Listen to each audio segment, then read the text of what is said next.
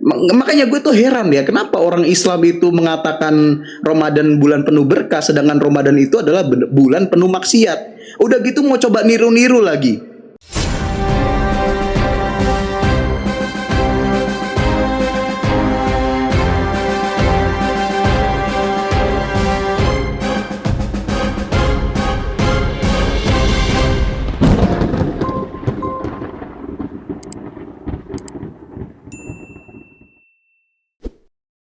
A'udzu billahi minasyaitonir rajim. Bismillahirrahmanirrahim. Assalamualaikum warahmatullahi wabarakatuh, teman-teman semuanya. Jumpa lagi dengan Otri Oten Ongo Official. Dan kali ini Oten Ongo Official akan menyajikan oten-oten yang super ongo ya sahabat. Jadi kemarin itu kita sudah memberitakan ada seorang debater Oten yang 3 bulan yang lalu dia itu menginjak Al-Quran. Hari ini di bulan suci ini, di bulan Ramadan ini, Allah tewaskan dia. Ya sebagai manusia, dan ini manusiawi sekali, kita juga merasa kehilangan dia sebagai manusia, teman diskusinya. Tapi ucapannya, penghinaan dia, penistaannya itu tidak akan pernah kita lupakan sahabat.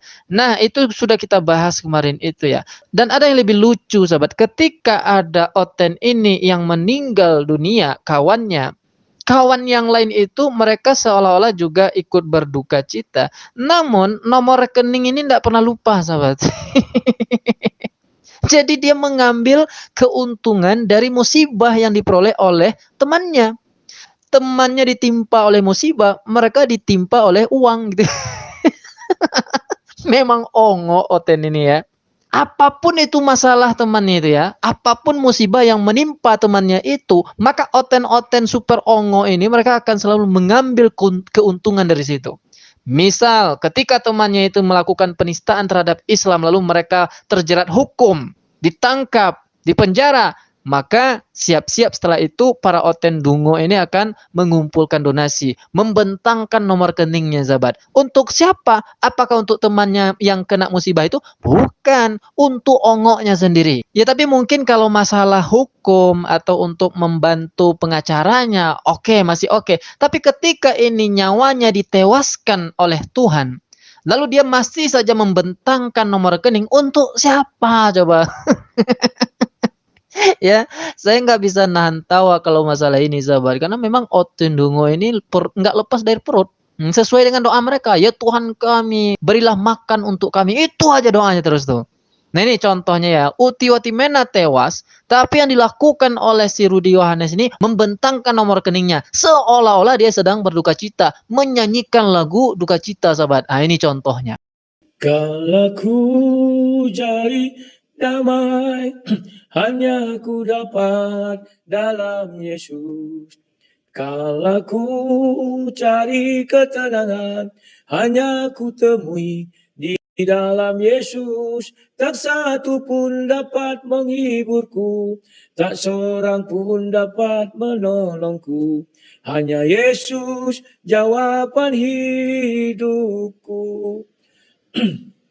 Bersama Dia hatiku damai, bersama Dia hatiku damai, bersama Dia hatiku damai. Walau hidup penuh tantangan, tak satu pun dapat menghiburku, tak seorang pun dapat menolongku. Hanya Yesus jawaban hidupku. Hanya bersama Yesus hatiku damai katanya. Tapi yang ditampilkan nomor rekening sahabat. Sebetulnya makna lagunya itu hanya bersama uang hatiku damai. Itu sebetulnya. Sama seperti ketika status dari si Uti Watimena ini ya di Facebook beberapa hari yang lalu atau beberapa bulan yang lalu. Dia juga pernah memposting status di Facebooknya. Bunyinya seperti ini sahabat. 20 Februari ya, Uti Watimena memposting status di Facebooknya. Kebahagiaan itu datang dari hati dan pikiran. Jadi nggak usah capek-capek cari kemana-mana. Anda sedang di ujung dunia manapun, seindah apapun di luar, kalau hati kosong, kering kerontang, bahagia itu terasa mahal sekali. Aku ngomong gini karena nggak punya duit buat jalan-jalan, hehe. Ya, jadi memang kebahagiaan mereka ini itu diukur dari duit. Tuh jujur tuh. Saya akui Uti Watimena ini salah satu debater yang cukup jujur, sahabat. Saya udah bilang kemarin ya, dia termasuk orang yang baik sebetulnya. Tapi orang-orang di balik layarnya itu yang membuat dia tidak baik. Nggak bisa asal ngomong, hanya bersama Yesus hatiku bahagia. Ah, ini faktanya. Nggak bisa bahagia kalau nggak ada duit katanya. Dan ada lagi nih status Uti Watimena beberapa bulan yang lalu juga. Ini dia curhat ini ya, atau mempertanyakan atau agak kecewa. Baru saja aku bersuka cita karena rangkaian pengobatan si endometrium stadium 3B akan selesai dan Tuhan Yesus jawab doaku bahwa aku akan sembuh. Tiba-tiba saja aku dikejutkan dengan tahu-tahu muncul benjolan agak besar di paha kananku. Aku langsung bertanya, Tuhan kok bisa? Nah, ya, dia sudah yakin ini bahwa Yesus akan menjawab doa-doanya, dia akan sembuh pasti. Tapi tiba-tiba ada benjolan muncul di pahanya. Tuhan kok bisa? Katanya. Di akhir kalimatnya, tak aku mengerti semua ini. Nah, ini seolah-olah dikecewa nih. Cuma ya sudahlah. Ah, ini betul-betul sangat kecewa. Ini kalimat kecewa nih sahabat. Ya sudahlah gitu ya. Sama kayak nyanyi, ya sudahlah. Ini nyanyi orang kecewa tuh sahabat. Apapun itu yang aku tahu, aku sembuh, aku sehat. Tapi faktanya beliau tak kunjung sembuh dari sakitnya itu sampai beliau meninggal sahabat.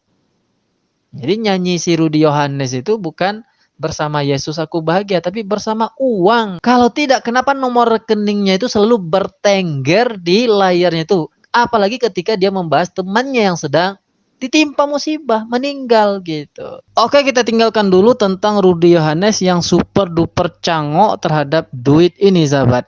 Lanjut kita yang lebih ongok lagi. Kalau si Rudi Yohanes ongok karena uang, nah ada Oten Verguguk namanya atau Ferguson di channelnya si Ki Ahmad, itu mereka bukannya sadar dengan fenomena ini atau kejadian ini, temannya meninggal setelah menginjak Al-Quran, menista Islam, mereka malah menjadi menista Islam, sahabat. Ini faktanya. Makanya gue tuh heran ya, kenapa orang Islam itu mengatakan Ramadan bulan penuh berkah, sedangkan Ramadan itu adalah bulan penuh maksiat. Udah gitu mau coba niru-niru lagi. Sekarang coba puasa, udah nggak ada euforianya, udah nggak ada keseruannya gitu, udah nggak ada hal yang menarik dari puasa. Makanya mereka bikin pohon Ramadan gitu kan, hijau semua. Hiasan pohonnya tahu nggak dari apa? Dari ketupat, anjay. Sejak kapan ketupat jadi konsep hiasan pohon? Orang mah hiasan pohon bola, lampu. Ini ketupat anjir, dimakan loh itu ketupat. Jadi hiasan. Bodoh.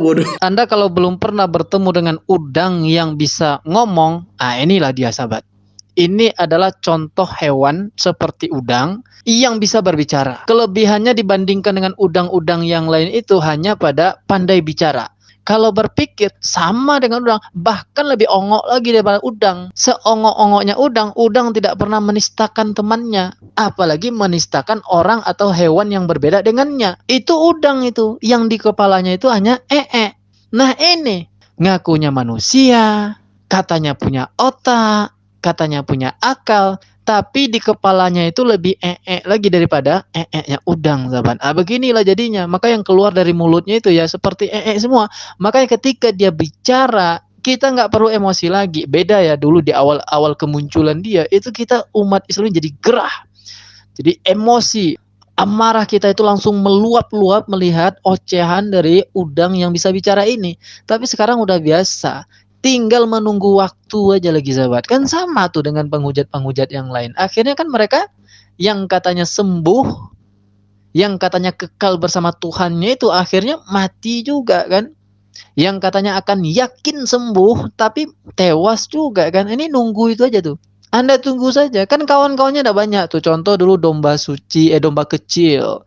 Itu juga penghujat Islam. Bahkan dia dicabut nyawanya itu ketika dia menista Islam juga. Yang terbaru Uti Watimena dicabut nyawanya setelah menginjak-injak Al-Quran. Yang ini bentar lagi juga akan dicabut ongoknya itu sahabat. Assalamualaikum warahmatullahi wabarakatuh.